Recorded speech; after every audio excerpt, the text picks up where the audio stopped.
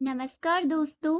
आज हम जयसीकृत पद्मावत के खंड नागमती वियोग खंड की व्याख्या करेंगे। इससे पूर्व एक वीडियो में हम पद्मावत व उसके खंड नागमती विरह विरह वर्णन के संबंध में कुछ महत्वपूर्ण बिंदु पढ़ चुके हैं। आज हम इसकी व्याख्या करेंगे। जैसा कि हम सभी जानते ही हैं, नागमती वियोग खंड पद्मावत का प्राण बिंदु है। मलिक मोहम्मद जायसी कृत पद्मावत महाकाव्य का नागमती विरह खंड हिंदी साहित्य की अद्वितीय वस्तु है। पद्मावत में जायसी ने संयोग तथा वियोग दोनों प्रकार के श्रृंगार का वर्णन किया है, पर संपूर्ण काव्य में प्रधानता वियोग श्रृंगार की है। सूफी साधकों की साधना के लिए विप्रलंब श्रृंगार अधिक महत्वपूर्ण है, इसलिए पद्मावती में जायसी का विप्रलंब श्रृंगार को महत्व देना सहज स्वाभाविक है। दोस्तों, कवि ने वियोग वर्णन में जिस कुशलता का परिचय दिया है, उसी कुशलता का परिचय संयोग वर्णन में भी दिया है। संयोग श्रृंगार वर्णन हेतु जायसी ने षड्ऋतु का वर्णन का सहारा लिया है और विप्रलंब के लिए बारहमासी का ही पर ही आज हम चर्चा करेंगे, जो नागमती वियोग खंड के नाम से जाना जाता है। नागमती वियोग खंड की व्याख्या करने से पूर्व हम उसके विषय में जान लेते हैं कि यह कहाँ से प्रारंभ होता है, किस तरह इसका प्रारंभ होता है। तो चलिए जानते हैं कि राजा रत्नसेन योगी बनकर जब अपने साथियों के साथ सिंहलदीप गए थे और उन्होंने पद्मावती से विवाह कर लिया था, तो राजा गंधर्वसेन ने रत्नसेन के सभी साथियों को बहुमूल्य उपहार देकर विदा कर दिया। पर राजा रत्नसेन वहीं रुक गया। पूरा 1 साल राजा रत्नसेन वहीं पद्मावती के साथ भोग विलास में डूबा रहा, जिसे जायसी षड्ऋतु वर्णन के रूप में प्रस्तुत करते हैं। रत्नसेन जो दशहरे के बाद सिंहलदीप गया था, जब 1 साल गुजर गया और नहीं लौटा, न उसका कोई समाचार मिला, तो स्वाभाविक ही नागमती अत्यधिक दुखी हुई। यहाँ जायसी पति वियुक्त नागमती की विरह दशा का 12 मासा के रूप में परंपरित रूप में वर्णन करते हैं। दोस्तों, इसकी व्याख्या करने से पूर्व हम जान लेते हैं कि इन पंक्तियों में जायसी ने अवधी भाषा का प्रयोग किया है। शैली प्रबंधात्मक है, छंद है दोहा चौपाई छंद और रस है विप्रलंब श्रृंगार। तो चलिए इन पंक्तियों को पढ़ते हैं और समझने का प्रयास करते हैं कि नागमती की विरह अवस्था का जायसी ने किस तरह वर्णन किया है और जायसी ने इस 12 मासी में किस तरह अपने विरह को सहा है और उनकी दशा को जायसी ने किस तरह व्यक्त करने का प्रयास किया है। तो चलिए इन पंक्तियों को पढ़कर हम भी यह जानने का प्रयास करते हैं। चढ़ा आषाढ़ गगन घन काचा, साचा विरह धुंध तलबाजा। धूम श्याम ढौरे घन धाये, सेत ध्वजा बकपात दिखाए। खरक बीज चमके चहूरा, बूंद बान बरसे घन घोरा। अदरा लाग बीज भूइ लेई, मोहि पिय बिनु को आदर देई। औने घटा आई चहु फेरी, कंत उबारु मदन हो घिरी। दादुर मोर कोकिल पियु करहि बीज, घर रहे न जियु। पुख नक्षत्र सिर ऊपर आवा, हो बिनु नाह मंदिर को छावा। जीन घर कंता ते सुखी, तीन गारो तीन गर्भ। कंत प्यारा बाहिरे, हम सुख भूला सर्व। यहाँ पे मलिक मोहम्मद जायसी ने वियोग वर्णन के अंतर्गत जो 12 मासी का वर्णन किया है, वह आषाढ़ मास से प्रारंभ किया है। इन्होंने यहाँ पे आषाढ़ में होने वाले ऋतु परिवर्तन के साथ साथ नागमती की विरहावस्था का भी वर्णन किया है। चित्तौड़ नरेश रत्नसेन सिंहलदीप जाकर जब 1 वर्ष तक नहीं लौटे, तो रानी नागमती अत्यंत दुखी हुई। वह विरह व्यथित होकर उस रास्ते की ओर एकटक देखती रहती है, जिससे राजा रत्नसेन के आने की संभावना हो सकती है। दासियां नागमती को सांत्वना देती हैं, पर उनसे रहा नहीं जाता। ग्रीष्म ऋतु गई, आषाढ़ आ गया, लेकिन राजा रत्नसेन नहीं आया। नागमती की विरह दशा का वर्णन किस प्रकार जायसी ने किया है, तो चलिए अब हम देखते हैं इसकी व्याख्या। चढ़ा आषाढ़ गगन घन काचा, साजा विरह धुंध तल बाजा। महाकवि जायसी कहते हैं कि आषाढ़ लग गया है, आकाश में कारी कजरारे मेघ मंडराने लगे हैं। साचा विरह धुंध तल पाचा। गरजते हुए मेघों के बारे में कवि कल्पना करते हैं कि मानो विरह रूपी राजा ने नागमती को अकेला पाकर दुखों की सेना सजाकर रणबेरी बजा दी हो। धूम श्याम धौरे घन आए। यहाँ पे ये बादल धूमिल काले व सफेद रंगों के हैं। से ध्वजा बकुपाती दिखाए, और इन बादलों के बीच से उड़ती जो वक पंक्तियां हैं ऐसे लग रही हैं मानो विरह ने अपना झंडा फहरा दिया हो। खरक बीज चमकी चहोरा। आकाश में चपला ऐसी चमक रही है, बिजली ऐसी चमक रही है मानो योद्धा अपनी तलवारें चला रहे हों। बूंद बाण बरसे घनघोरा। वर्षा की बूंदों का पड़ना मानो बाणों का प्रहार हो। नागमती कहती हैं कि वर्षा की बूंदें इस तरह पड़ रही हैं मानो मुझ पर जो क्या हो रही है, बाणों का प्रहार हो रहा है। आगे नागमती कहती हैं कि अतरा लाग बीज भुए लेई मोहि पीऊ बिनु को आदर देही। आतरा नक्षत्र भी लग गया है, खेत पानी से लबालब भर गए हैं। इस समय कौन है जो मुझे आदर देगा, अर्थात पति के बिना कौन है जो इस भीषण वर्षा से मेरी रक्षा करेगा। औने घटा आई चहु फेरी, कंत उबारू मदन घेरी। नागमती कहती हैं गरजते हुए बादलों से सारे आकाश पर अंधेरा छा गया है। कंतु उबारू मदन हो गेरी। वह अपनी प्रिय को पुकारती हुई कहती हैं कि हे नाथ, मुझ अबला को अकेली पाकर मदन यानी कि कामदेव ने अपना आक्रमण कर दिया है। दादुर मोर कोकिला पीयू। दादुर यानी मेढक, मोर कोकिला कोयल, पीयू पपीहा। मेढक, मोर, कोयल और पपीहे ने शोर मचा मचा कर मुझ पर बिजली गिरा दी है। ऐसा लगता है कि घबराकर मेरे प्राण अब साथ छोड़ जाएंगे। करही बीज घर रही न जियो, पुख नक्षत्र सिर ऊपर आवा, हो बिनु नाह मंदिर को छावा। देखो, पुष्य नक्षत्र सिर पर आ गया है, अर्थात अब घनघोर वर्षा होने वाली है। नाथ, तुम घर पर हो नहीं तो कौन ऐसा होगा जो मेरे घर को छा देगा कि मैं अपने को भीगने से बचा सकूं। आगे नागमती कहती है जीन कर कंताति सुखी तिन कारो तीन गर्व। कवि का कथन है कि इस महीने में जिन स्त्रियों के पति घर में हैं उन्हीं को सुख है, वे ही अपने सौभाग्य पर गर्व और अभिमान कर सकती हैं। नागमती कहती है कि मैं क्या करूं, कंत प्यारा बाहिरे हम सुख भूला सर्व। मेरा पति तो घर से बहुत दूर है, पति वियोग में हम सभी सुखों को भुला बैठी हैं। यहाँ पे जायसी ने प्रकृति का उद्दीपन रूप में वर्णन किया है।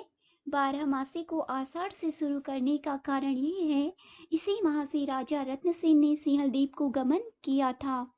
अगली पंक्तियों में हम देखते हैं सावन बरिस में हतिवानी, भरनी भरई हो विरह जुरानी। लागो पुनर्वसु पीन देखा, भय बावरी कहु गंत सरेखा। रकत का आंसू परे भुई टूटी, रेकी चली जनु वीर बहुटी। सखीन रचा पीऊ संग हिंडोला, हरियर भुई कुसुम तंचोला। हे हिंडोल जस डोले मोरा, विरा जुलावे दे झगोरा। बाट असूझ अथा गंभीरा, जीव बाउर भवे भंबीरा। जग जल बुरी जहाँ लगी ताकी, मोर नाव खीवक बिनु थाकी। पर्वत समुद्र अगम बिज बन बेहड़ घंटंक, किमि करी भेटो कंत तू ही न मोहि पाओ न पंख। आषाढ़ गया, सावन आ गया। सावन की रिमझिम में नागमती की क्या स्थिति हो जाती है उसी का वर्णन इस पद्यांश में जायसी करते हैं। नागमती कहती है सावन का महीना लग गया है, पानी धरासार में अति मानी। पानी धरासार क्या हो रहा है, बरस रहा है। खेत पानी से भर गए हैं, भरनी भरई हो विरह जुरानी। लेकिन जो विरहिणी नायिका नागमती है वह विरहाग्नि में क्या कर रही है, झुलस रही है। नागमती कहती है लागू पुनर्वसु पीऊ न देखा, कि पुनर्वसु नक्षत्र लग गया है, लेकिन मैंने अपने स्वामी के दर्शन नहीं किए। भय बावरी का कंत सरेखा, प्रिय के वियोग में मैं बावली हो रही हूँ। कहाँ है मेरा प्रियतम जो देखभाल करे। इस पंक्ति का एक अन्य अर्थ यह भी है कि मेरा प्रिय अर्थात मेरे प्रिय ने पुनर्वसु नक्षत्र को शायद नहीं देखा। देख लेता तो एक चतुर नायक होने के नाते मेरी व्यथा का अनुमान कर वह अवश्य लौट आता। रकत का आंसू भरी भुई टूटी, रेगी चली जनु वीर बहुटी। यहाँ पे नागमती कहती है कि मैं प्रिय के वियोग में खून के आंसू रो रही हूँ। धरती पर बहते आंसू ऐसे लग रहे हैं मानो वीर बहुटी रेग रही हूँ। वीर बहुटी एक प्रकार के का कीड़ा होता है जो लाल रंग का होता है। उसी से अपने आंसुओं की तुलना करती हुई नागमती कहती है कि मेरे आंसू वीर बहुटियों के समान लग रहे हैं। आगे वह कहती है, सखी ने रचा पियो संग हिंडोला, हरियर भूई कुसुम तंचोला। मेरी सखियां प्रीतम के साथ होने के कारण आनंदमयी हैं। वे प्रीतम के साथ क्या हो रही, संग हिंडोला अर्थात झूला झूल रही हैं। हरियर भूई कुसुम्बी तंचोला, धरती ने हरियाली के रूप में हरे हरे वस्त्र धारण किए हैं और सखियां कुसुम्बी रंग के वस्त्र पहने हैं।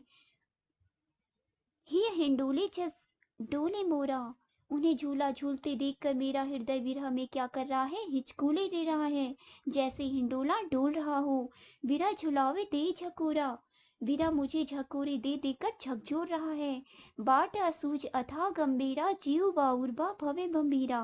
बाट असूझ, यहाँ पे नागमती कहती है कि चारों ओर अथाह जल भरा हुआ है, आंखों में आंसू हैं, इसलिए मार्ग दिखाई नहीं देता। मैं पागल सी हो रही हूँ और भंभीरी के समान क्या कर रही हूँ, चक्कर काट रही हूँ। जग जल बुढ़ी जहाँ लगी ताकी, मोर नाव खीवक बिनु थाकी। जहाँ लगी ताकी अर्थात कहने का तात्पर्य यह है कि जहाँ भी दृष्टि जाती है वहाँ जल ही जल दिखता है। मेरी जीवन नौका अगाध जल में फंसी हुई है।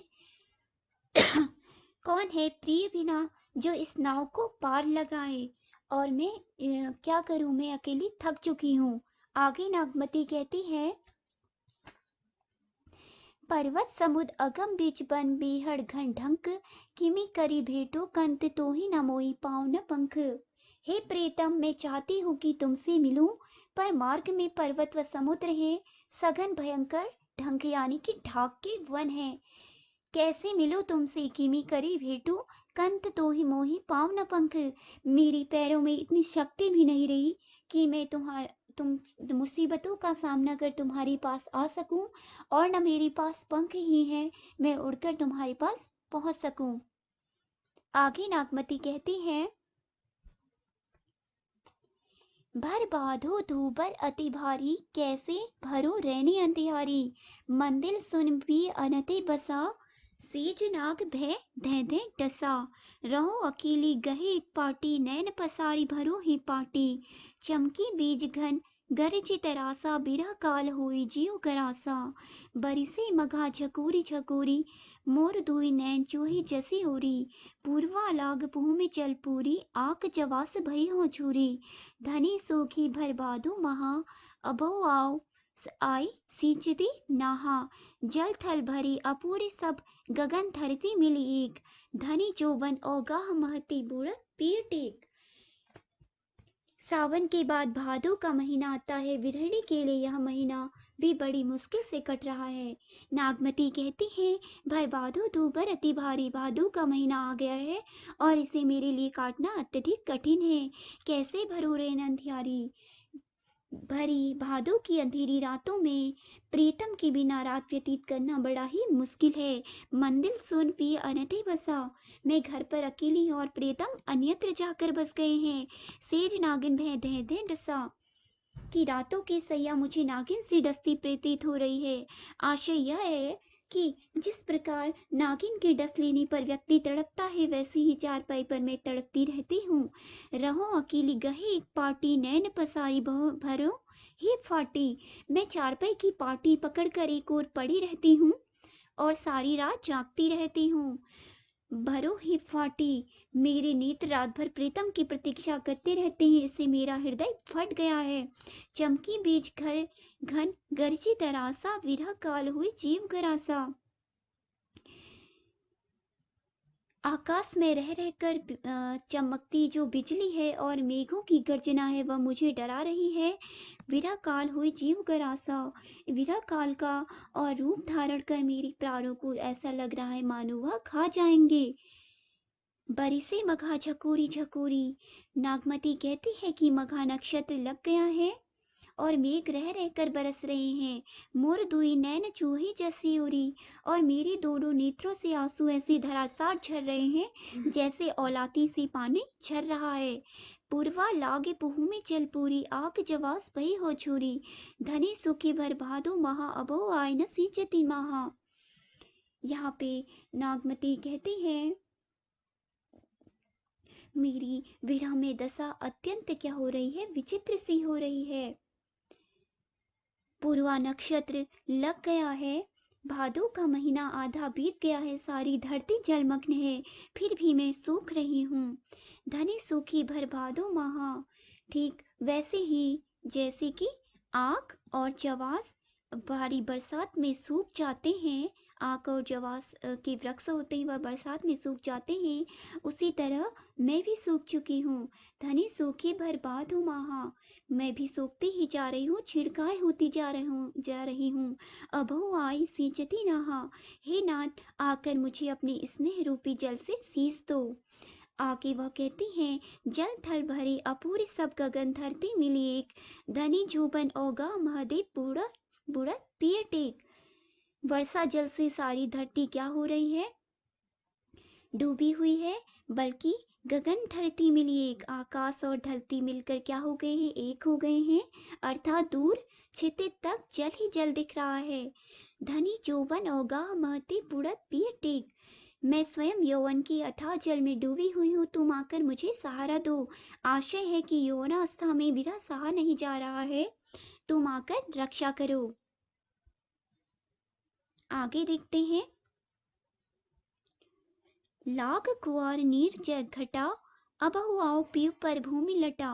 तो ही देखी पीयू पलूहे काया, उतरा चित्त फेरी करु माया। उहे अगस्ती हस्ती घन गाजा, तुरे पलानी चढ़े रन राजा। चित्रा में मीन घर आया, कोकिल पीयू पुकारत पावा। स्वाति बूध चातिक मुख परे, सीप समुद्र मोती ले भरे। सरवर संवरी हंस चले आए, सारस कुरु रही खंजन दिखाए। भये अवकाश कास बन फूले, कंत न फिरे विदेश ही भूले। विरह हस्ती तन साले खाए करे तन चूर, बेगी आए पी बाजो गाजो हुई सदूर। नागमती यहाँ पे सावन के बाद महीना भादो आया और चला गया, पर राजा रत्नसेन नहीं आया। आखिरकार कुआर का महीना लग गया है और नागमती कहती हैं, लाग कुआर निर्जग घटा, कि कुआर का महीना लग गया है और पानी घट गया है, अर्थात पानी के घट जाने से जो अभी तक मार्ग बंद थे, उसके कारण जो अवरुद्ध थे मार्ग, पर अब मार्ग खुल गए हैं, इसलिए तुम वापस आ जाओ। अबहु आओ पीयू पर भूमि लटा, देखो अब आ जाओ, तुम्हारी विरह में मैं छिड़काए हो रही हूँ। तो ही देखी पीयू पलूहे काया, अगर तुम आ जाओ तो तुम्हें देखने मात्र से मेरा तन मन क्या होगा, प्रफुल्लित हो जाता है। उतरा चित्त फेरी करु माया। आगे नागमती कहती हैं, चित्रा नक्षत्र उस प्रकार उतर आया है, पर मैं जो तुम्हारे चित्त से उतरी तो तुमने ध्यान नहीं दिया। अपने मन में मेरी दशा का विचार कर अब भी दया करो तो मैं जी जाऊं। उए अगस्ती हस्ती घन गाजा, तुरे पलानी चढ़े रन राजा। आगे कहती है नागमती, अब तो अगस्त नक्षत्र भी उदित हो गया है। हस्ती घन गाजा, अर्थात आकाश में कुआर के हस्ती नक्षत्र दिखने वाले बादल गरजने लगे हैं। तुरे पलानी चढ़े रन राजा, अर्थात वर्षा काल समाप्त हुआ, जानी राजा लोग घोड़े कसवाकर युद्ध के लिए क्या हो गए हैं, सन्नद्ध हो गए हैं। चित्रा मित मीन घर आया, कोकिल पियो पुकारत पावा। नागमती कहती है कि चित्रा नक्षत्र का मित्र चंद्रमा मीन राशि में क्या हो गया है, आ गया है। पपीहा पीहू पुकारता पावा, अर्थात पी पी करने वाला जो क्या है, कोकिल पीहू पुकारत पावा। पी पी करने वाली पपीहा ने अपनी प्रियतम को पा लिया है। इसका एक अन्य अर्थ इस प्रकार भी है कि मछली का मित्र जो चित्रा नक्षत्र आ गया है, तथा चित्रा नक्षत्र में वर्षा नहीं होती है। साथ ही कार्तिक का शुक्ल पक्ष आ जाने से पपीहा को स्वाति नक्षत्र का जल पीने को मिल रहा है। स्वाति बूंद चातिक मुख परे सीप समुद्री मोती ले भरे। स्वाति नक्षत्र के मेघों के जल की बूंद चातक के मुख में पड़ गई है, तथा समुद्र की सीपियों में भी मोती भर रहे हैं। सरवर सरई संवरी हंसी हंस चली आए, सारस गुरु रही खंजन दिखाए। सरोवरों का स्मरण कर हंस अपने अपने मूल देश को लौट चले हैं। सारस कुल रही अर्थात सारस क्रीड़ाएं कर रहे हैं। खंजन दिखाए अर्थात खंजन पक्षी भी चहचहाते हुए देखे जा सकते हैं। भये अवगास कांस बन फूले, वन में चारों ओर सफेद कांस के फूलों के फूलने से सफेदी छा रही है। कंत न फिरे विधि सही भूले, अर्थात यहाँ पे क्या हो रहा है, कांस के जो फूल फूल रहे हैं उससे सफेदी छा रही है, जिससे सृष्टि का कणकण प्रसन्न हो रहा है। लेकिन कंत अर्थात मेरे प्रिय मेरे पति विदेश में जा फंसे हैं, फिरे विदेश ही भूले और मुझे भूल बैठे हैं। नागमती आगे कहती है, वीरा हस्ती तनसाली खाए करे तंचूर, बेगी आय पिए बाजो गाजो होए सुदूर। मैं तो अत्यंत कृतकाय हूँ, तथा वीरा हस्ती धन वीरा हस्ती तनसाली अर्थात वीरा रूपी हाथी अत्यंत भारी है। धाय करे चित चूरा, वह इस चित्त को घायल कर करके चूर किए डाल रहा है। बेगी आए पी बाजो गाजो होए सुदूर, हे प्रीतम तुम आओ इससे युद्ध करो। वीरा रूपी हाथी को मारने के लिए तुम्हें शार्दुल अर्थात शेर बनकर गर्जना करनी पड़ेगी। आगे नागमती कहती हैं, अघन देवस घटा निसी बाड़ी, दूभर दुख सो जाय की मिकाड़ी। अब घनी देवस विरह भाराती, जरे विरह जो दीपक बाती। कापा हिया जनावा सियु, तो पे जाय होय संग पियु। घर घर चीर रचा सब काहू, मोर रूप रंग लेके लेगा नाहू। पलटी न बहुरा गाजु बिछोई, अबहु फिरे फिरे रंग सोई। सियरी अगेनी बिरहनी ही जारा, सुलगी सुलगी दगधे बेचारा। यह दुख दगत न जाने कंतु, जोवन जरम करे भस्मंतु। पियु सो कहे हो संदेश राव, हे भौरा हे काग, सो धनी विरह जरी तेहि धुआं हम लाग। यहाँ पे प्रिय के वियोग में नागमती अत्यधिक व्याकुल है। आषाढ़ सावन भादो आदि कई महीने बीत गए हैं प्रीतम रत्नसेन को गए हुए। अब तो अघन का महीना भी लग गया है पर प्रीतम नहीं आया। उसी का वर्णन जायसी करते हैं। जायसी नागमती के माध्यम से कहते हैं कि नागमती कहती है कि अघन का महीना लग गया है, दिवस घटा यानी कि दिन घट गए हैं, और निसी बाड़ी अर्थात रातें बड़ी हो गई हैं। दूभर दुख सो जाए की मिकाड़ी, दिन तो किसी तरह भी कट जाता है पर लंबी लंबी रातों को कैसे काटा जाए। अघन की काली अंधेरी रातें काटना अत्यधिक क्या है, दूभर है। अब घनी देवस विरह भाराती, जरे विरह जो दीपक बाती। विरह की दशा यह थी कि दिन भी रात के समान ही पीड़क हो गए हैं। उदाहरण दिया गया है, जैसे जरे विरह जो दीपक बाती, जैसे दीपक की बत्ती जलती है वैसे ही मैं विरहाग्नि में जल रही हूँ। कांपा हिया जनावा सियु, तो पे जाए होए संग पियु। जाड़े की ठंड में मेरा हृदय कांप कांप कर रह जाता है। यह ठंड तो तभी दूर हो सकती है जब प्रीतम साथ हो। तो पे जाए होई संग पियु, प्रीतम जब साथ हो तो यह इस ठंड को दूर किया जा सकता है। घर घर चीर रचा सब काहू, मोर रूप रंग लेगा नाहू। आगे नागमती कहती है कि घर घर सौभाग्यशाली स्त्रियां रंग बिरंगी वस्त्र धारण कर हर्षोल्लास के साथ जीवन यापन कर रही हैं, लेकिन मैं उदास हूँ, मोर रूप रंग ले का ना हूँ। मेरा सारा रंग रूप और श्रृंगार तो प्रीतम ले गए हैं। पलटी न बहुरा गाचु बिछोई, अबहु फिरे फिरे रंग सोई। मेरा प्रीतम इतना निर्मोही है कि जब से गया है तब से लौटा ही नहीं। काश अब भी आ जाए, मैं पुनः अपने को सजने संवारने में क्या करूं, लग जाऊं। सियरी अकीनी विरहिणी ही जारा, सुलगी सुलगी दगधे बेचारा। नागमती कहती है कि मेरा कोमल हृदय विरह रूपी वज्राग्नि में क्या हो रहा है, जल रहा है।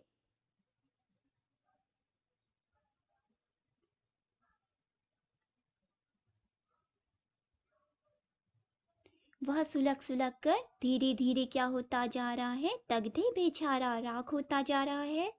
यह दुख दगत न जाने कंतु, जोवन जरम करे भस्मंतु। आगे नागमती कहती है, शायद मेरी प्रीतम को विराग्नि में जलती मुझ अभागिन के बारे में सही सूचना ही नहीं है। उन्हें नहीं मालूम कि यह विरह न केवल मेरे यौवन को समाप्त कर देगा बल्कि प्राण भी हर लेगा। यौवन और जीवन दोनों ही विराग्नि में जलकर राख होने वाले हैं। नागमती आगे कहती हैं, भंवरे और कौवे को संबोधित करती हुई कहती है कि हे भंवरे, हे कौवे, तुम जाकर पिए हो सो कहे हो संदेशड़ा। तुम जाकर प्रीतम से यह संदेश कह देना कि तुम्हारी प्रिया विरहाग्नि में जलकर मर गई। उसी के धुएं की लगने से हमारे रंग काले हो गए हैं। दोस्तों, इसमें जायसी ने विरह की मार्मिकता को स्पष्ट किया है। स्वाभाविक रूप से भंवरे और कौवे काले होते हैं, परंतु यहाँ पे जायसी ने नागमती के मर जाने से उसके निकले हुए धुएं से काले हो जाने को अत्यधिक यहाँ पे कलात्मक रूप से प्रस्तुत किया है। जहाँ जहाँ संयोग में सारी वस्तुओं में सुख ही सुख नजर आता है, वही सभी वस्तुओं में जैसी प्रकृति है उनमें भी दुख ही दुख नजर आता है। सर्वत्र जो प्रकृति है वह रोती हुई नजर आती है। उसी का यहाँ पे जायसी ने मार्मिकता से बड़ा ही स्पष्ट रूप से वर्णन किया है। जलकर मर जाना तो मुक्ति पा लेना है, पर सुलगते रहना अत्यंत पीड़ादायक है। उसी का वर्णन यहाँ पे जायसी करते हैं। दोस्तों, आज नागमती वियोग खंड का पहला भाग यहीं पे समाप्त होता है। दूसरे भाग में हम अगले वीडियो में मिलेंगे। अगर यह वीडियो आपको पसंद आई हो, व्याख्या अच्छी लगी हो तो उसे जरूर लाइक करें, शेयर करें और सब्सक्राइब करें। धन्यवाद।